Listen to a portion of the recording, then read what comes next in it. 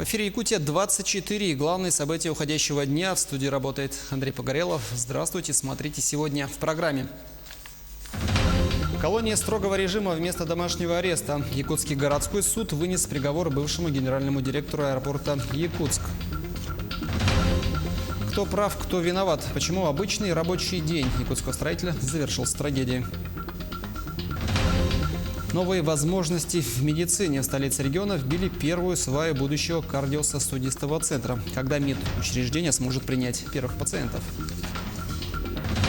Определить проблемные вопросы и найти возможные пути для их решения. В Москве собрались эксперты из разных регионов в области цифровизации, госструктур и экономики. Готовься к школе. В Нерюнгринском районе начались проверки учебных заведений.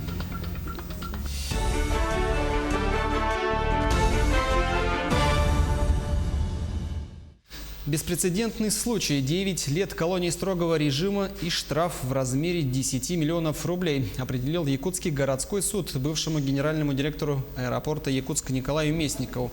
Приговор судья зачитывала более 4 часов. Экс-руководитель был взят под стражу прямо в зале суда. До этого он находился под домашним арестом.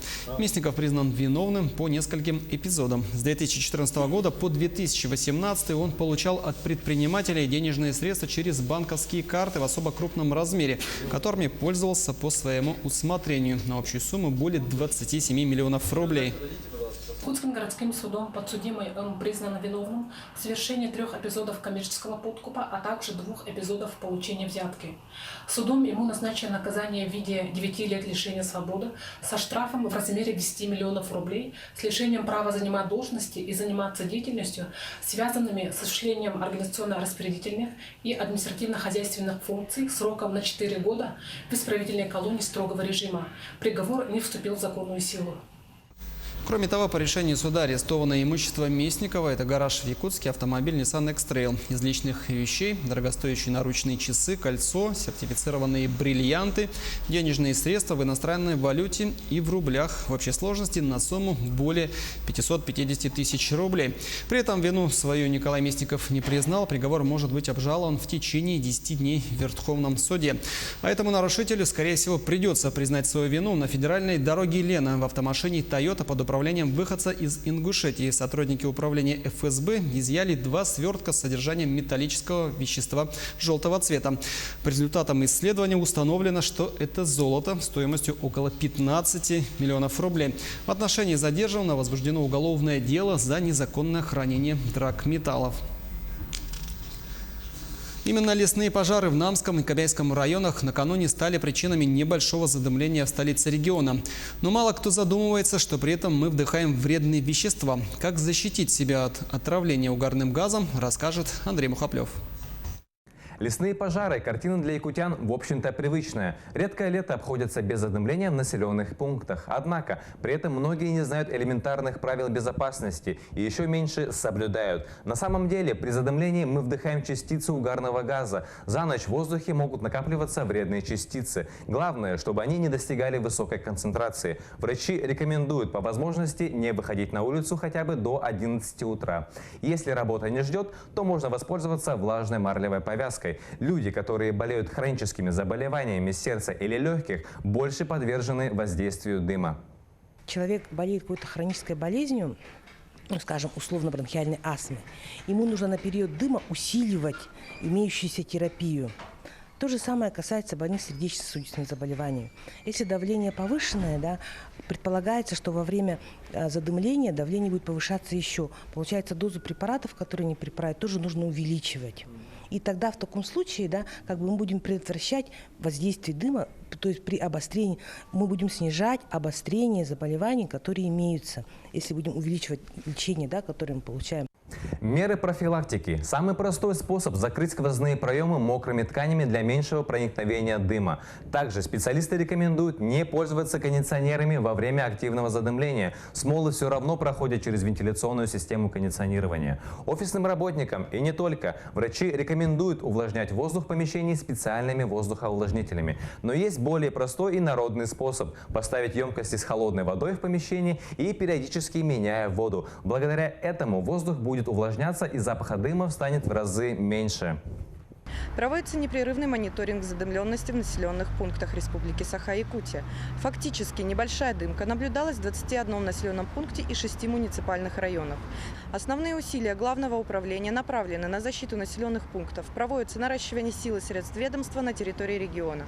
Наше ведомство и правительство Республики Саха-Якутия держат ситуацию на постоянном контроле. Согласно данным статистики ВОЗ, ежеминутно во всем мире от отравления дымом погибают 3 человека. Речь идет не только о возгорании открытых территорий вроде степей, лесистой местности или торфяников, но и о пожарах в жилых помещениях. Однако наиболее опасен дым именно на природе. Как правило, потушить такой огонь оперативно там невозможно, даже с привлечением специальной техники. Впрочем, в республике по факту отравления от угарного газа, вызванного лесным пожаром, в медицинских учреждениях на сегодняшний день зарегистрировано не было. Управлением Роспотребнадзора по Республике Саха-Якутия продолжается лабораторный мониторинг за содержанием химических веществ в атмосферном воздухе населенных мест. С 13 июня по состоянию на 5 августа исследовано 253 пробы атмосферного воздуха. Превышение ПДК по оксиду углерода в атмосферном воздухе у нас регистрировались во второй половине июля в поселке Батагай Верхоянского района, село Сунтар Сунтарского района, Мирнинском, Ленском, Тампонском районах. На 5 августа управлением Роспотребнадзора по республике было проведено 8 исследований атмосферного воздуха в таких районах, как Ленский, Мирнинский, Нерюнгринский, Усть-Алданский, Верхоянский и Якутск. Нигде превышение предельно допустимых концентраций не выявлено, кроме поселка Батагай Верхоянского района. Здесь по данному факту проводятся профилактические мероприятия. Несчастный случай на стройке и вся жизнь под откос. Именно такая трагедия произошла в семье Макаровых. Теперь муж и отец прикован к постели, а его супруге приходится сидеть по уходу за ним. Виноват ли работодатель и кто будет платить за дорогостоящие лекарства? В непростом деле разбиралась и наша съемочная группа. Семья Макаровых оставлена на произвол судьбы после несчастного случая на стройке. Уже 2,5 года жена сама своими силами ухаживает за мужем, который получил тяжелую травму на стройке. 9 марта 2017-го, день, разделивший жизнь семьи Макаровых на до и после. Трагедия происходит на стройке. Рабочий Макаров падает с опалубки на бетонный пол с высоты 2,5 метров. Врачи констатируют переломы ребер, ключицы с правой стороны тела и травму головы с левой. Позже мужчине удалят левое полушарие мозга полностью. Мне позвонила его невестка, жена брата родного, и сказала, что он упал с высоты. Мужчина перенес 7 операций. Была удалена большая гематома на головном мозге, которая поразила левое полушарие. Установлена трахестома. Анатолий 1,5 года находился в коме. И только благодаря жене, которая сама нашла нужный препарат, он сейчас в сознании, слышит, видит, но правая часть тела парализована полностью. И потом после вот этого препарата он начал уже выйти из комы. С помощью вот этих препаратов он сейчас меня понимает, меня слушает. То, что я ему говорю, он пытается делать. И вот эти препараты очень дорого стоят. Один комплект 28 тысяч. Насколько хватает?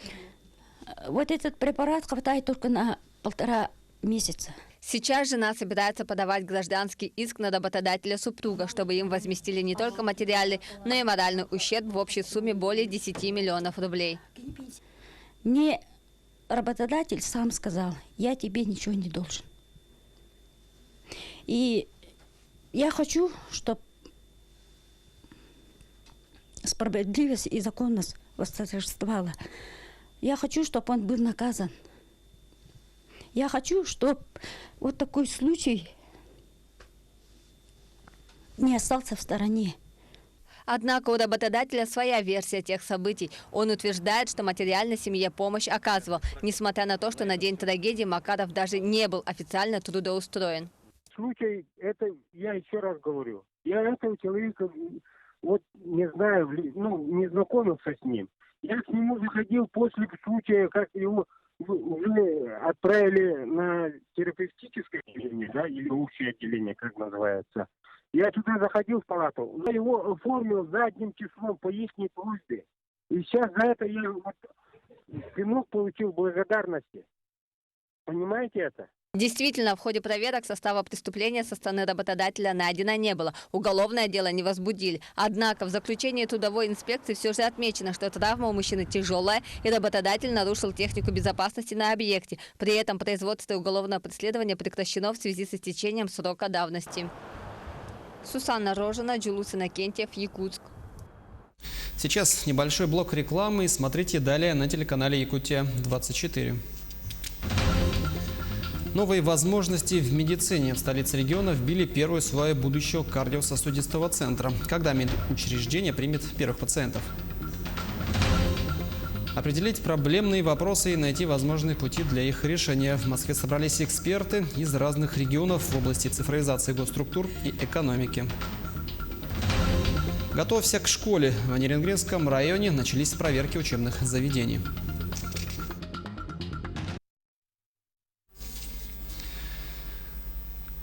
В эфире итоги уходящего дня. Достичь поставленной задачи предстоит строителям Якутска. В столице региона вбили первую сваю будущего кардиососудистого центра. Уже в 2021 году на территории Национального центра откроет свои двери новый кардиологический центр. Проект объекта утвердили в прошлом году. Его стоимость чуть более 4,5 миллиардов рублей. На сегодняшний день договор заключен на 950 миллионов. В этом году планируют завершить нулевой цикл работ, то есть установить сваи и цоколь. В следующем же установят саму коробку здания. При этом на торжественной церемонии отметили, что центр крайне важен для республики, ведь именно сердечно-сосудистые заболевания лидируют среди причин смертности населения. Здание, рассчитанное на 150 коек, откроет новые возможности в высокотехнологичной медицине, лечении и профилактике опасных заболеваний. Беспрецедентно большая сумма выделена. Стоимость объекта почти 4 миллиарда 600 миллионов рублей. Площадь немножко чуть меньше 16 тысяч квадратных метров. 8-этажное здание кардиологического диспансера, оно будет абсолютно технологичным, современным. В его проектировании участвовали в том числе и иностранные архитекторы. Уверен, что когда в конце 2021 года мы введем здание в строй, конечно же, это будет, наверное, самый оснащенный, самый современный высокотехнологичный кардиологический диспансер на всем Дальнем Востоке. Тем временем в республике продолжается акция «Здравосмотр». Исключением не стал и Алдан. На улицах города развернули мобильные пункты осмотра. Много ли желающих оказалось среди горожан, узнавал Руслан Павлов. Больше от любопытства подходят люди к специализированной медицинской карете. Когда узнают, для чего она стоит на центральной площади города, забираются внутрь и проходят нехитрое медицинское обследование. Сдала кровь на холестерин и на сахар. Очень хорошо даже. Понравилось это обслуживание. Удобно? Удобно. Мимо шла и сразу вот подошла. Акция называется «Здравосмотр». Целью акции является раннее выявление тех или иных заболеваний. Будет мобильная бригада, которая будет курсировать по городу. Мы выбрали наибольшие точки наибольшего скопления людей. Кроме показателей холестерина и сахара в крови, фельдшер, основываясь на персональных параметрах, при помощи мобильного приложения выявляет риск сердечно-сосудистых заболеваний. Если показатели превышают норму, здесь же фельдшер выписывает направление к специалисту. Выписываем направление на анализы. Если это сердечно-сосудистые риски, мы направляем ЭКГ. Если что-то там у вас прям надо попасть сегодня к врачу, то мы вас через третий кабинет проведем. Это доврачебный кабинет неотложной помощи. Если таких особых нету по результатам анализов, то записывайтесь на прием к терапевту и идете в порядке очереди. Вся процедура обследования занимает не более 5 минут, еще столько же, чтобы выписать направление на анализы или к врачу. Обследуемый получает на руки результаты, но главное – рекомендации специалиста. Вот так за 3 минуты я узнал свой холестерин, сахар в крови, рост, вес и риск сердечно-сосудистых заболеваний. Акция «Здравосмотр» продлится до середины августа. Ее основная цель – донести до населения, что профилактика и ранняя диагностика заболеваемости – путь к здоровому телу и духу. Руслан Павлов, Александр Лукин, Алдан. Определить проблемные вопросы, найти возможные пути для их решения намерены эксперты из разных регионов. В Москве стартовала работа группы Госсовета по коммуникациям, связи и цифровой экономике. Участники делятся своим опытом в области цифровизации госструктур и экономики. В центре событий находится наш корреспондент Максим Кардозо. Максим, здравствуй. Расскажи, пожалуйста, какие темы на повестке дня и как в целом проходит работа группы Госсовета. Да, приветствую, Андрей. Сегодня с самого утра идет работа различных подгрупп. И, конечно же, они посвящены самым разным направлениям. И вообще нужно, наверное, сказать о том, что в конце декабря 2018 года президент страны поставил перед правительством задачу вывести экономику России в топ-5. И одним из инструментов в этом направлении должна стать цифровизация экономики, цифровая экономика. Звучит это все очень сложно, когда взаимодействие между госструктурами и обычными людьми уменьшается за счет именно использования современных технологий. Самый простой пример – это те же госуслуги, которыми, наверное, многие пользуются, когда из любой точки мира можно включить компьютер и записаться на прием к врачу, отследить успеваемость своего ребенка в школе или подать заявление в ту или иную госструктуру. В дальнейшем все эти процессы должны только усовершенствоваться, стать еще проще. Вообще, эта система, цифровизация, она что делает? Она, во-первых, упрощает все, подачу, например, самих документов. Это сокращается время взаимодействия между госструктурами и обычными людьми. Становятся все системы прозрачнее. Ну и большая экономия получается, потому что экономия на той же бумаге колоссальная. Мы здесь с утра побывали на одном из заседаний подгрупп, который посвящен градостроительной политике.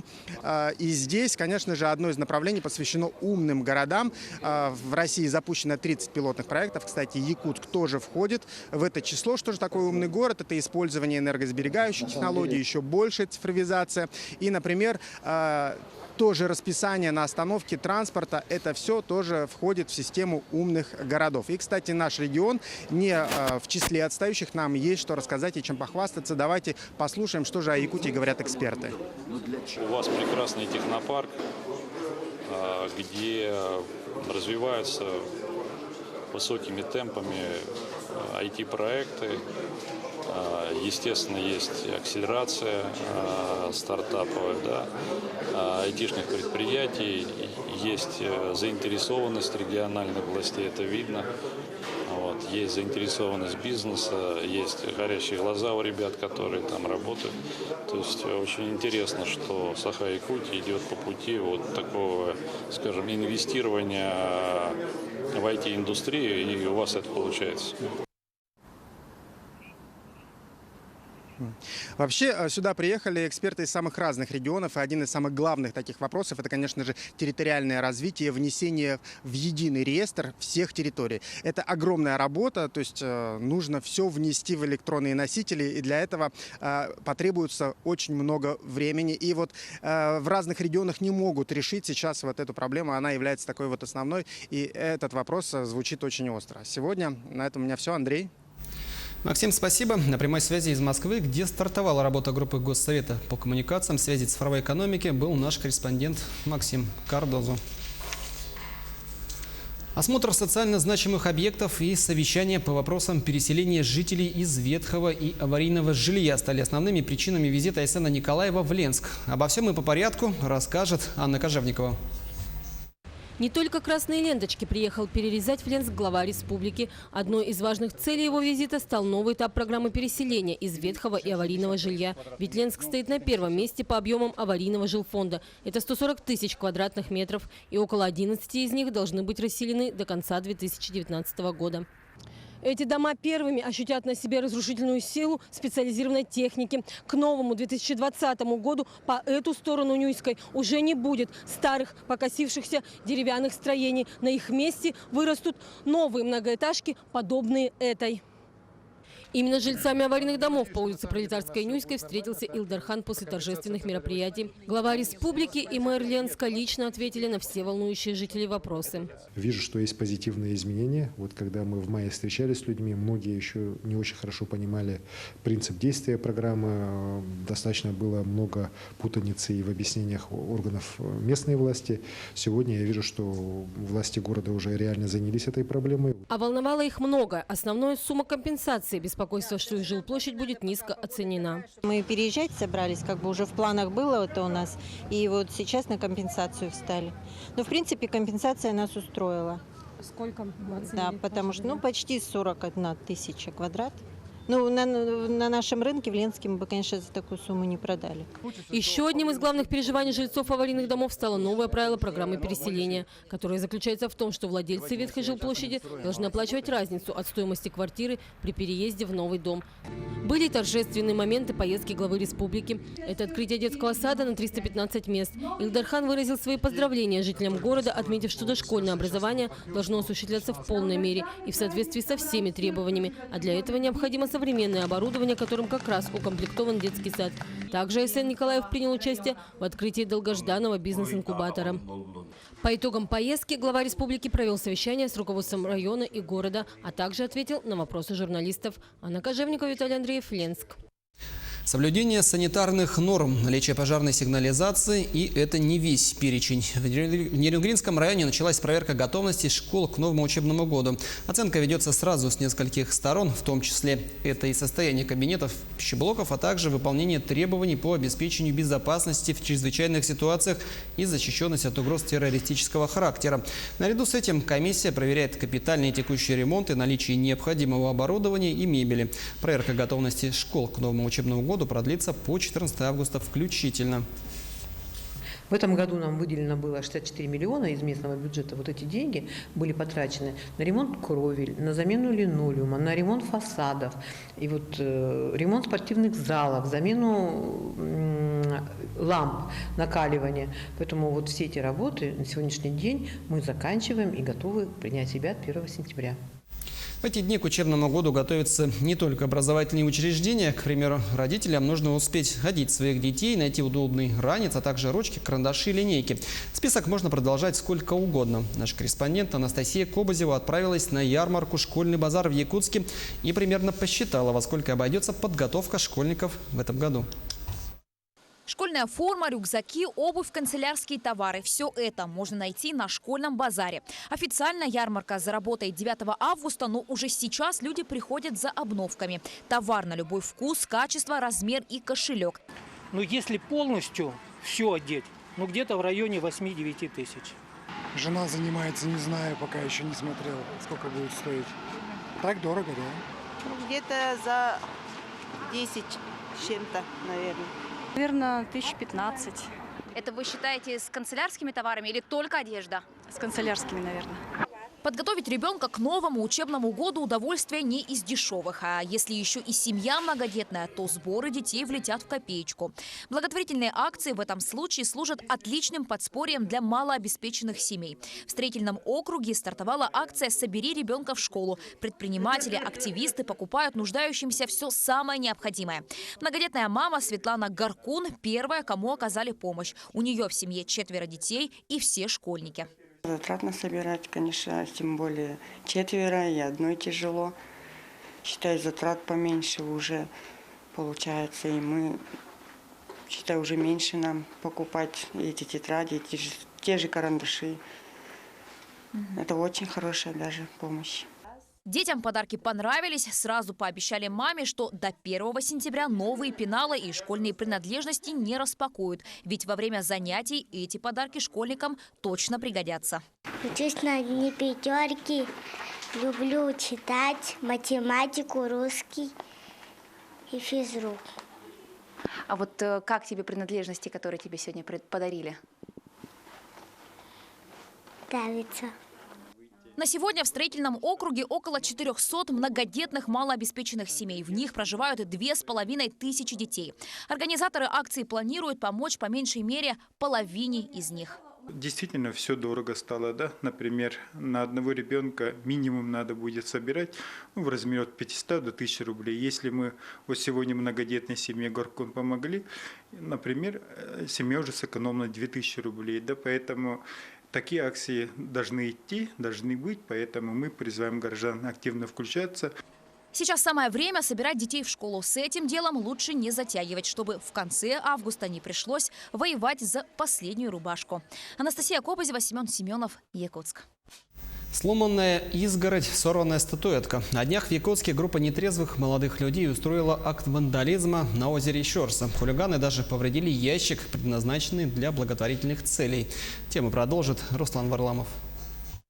Вот уже 4-й год в Якутске на озере Щорс работает экопарк «Лебединое озеро». В этом году здесь запустили порядка 100 декоративных птиц, в том числе 16 гусей и 4 лебедя. Сказочное озеро стало одним из любимых мест отдыха горожан. В течение дня его посещают более 600 человек. Отдых на озере для каждого по-своему привлекателен. Здесь действительно можно просто насладиться живописным видом, не выезжая за пределы города.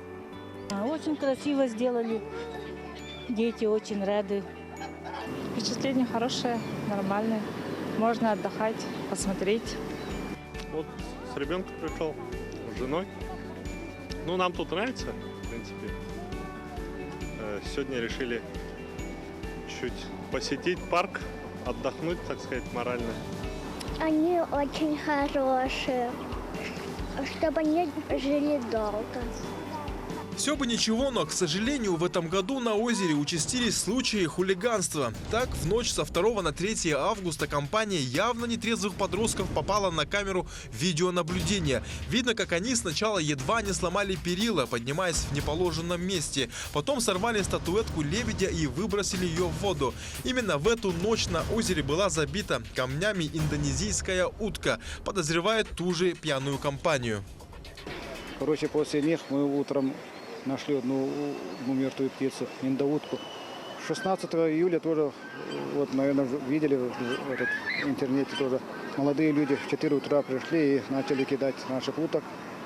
Ну, видим, там подраненные утки есть. И вот в наших островках там камни валяются. Видно, что вот в другое время тоже. Я вот в кустах нашел такую-то тоже, ну, закидушку там. Кто-то там пытался, наверное, тоже ловить наших уток. Пьяные хулиганы сломали ящик, предназначенный для благотворительных целей. Сюда посетители клали все возможное для развития экопарка. Судя по всему, вандалы предположили, что в этом ящике есть денежные средства. Но, увы, вместо денег они заработали как минимум административную ответственность. Парк «Лебединое озеро» был создан в том числе для того, чтобы воспитывать в детях чувство прекрасного и любовь к природе. Абсурдно и прискорбно, что на деле эту природу от детей приходится защищать. Теперь ежедневно на территории озера в вечернее время будут патрулировать не меньше 3 добровольцев-дружинников. Руслан Варламов, Григорий Охлопков, Якутск. На этом у меня все. Оставайтесь на канале.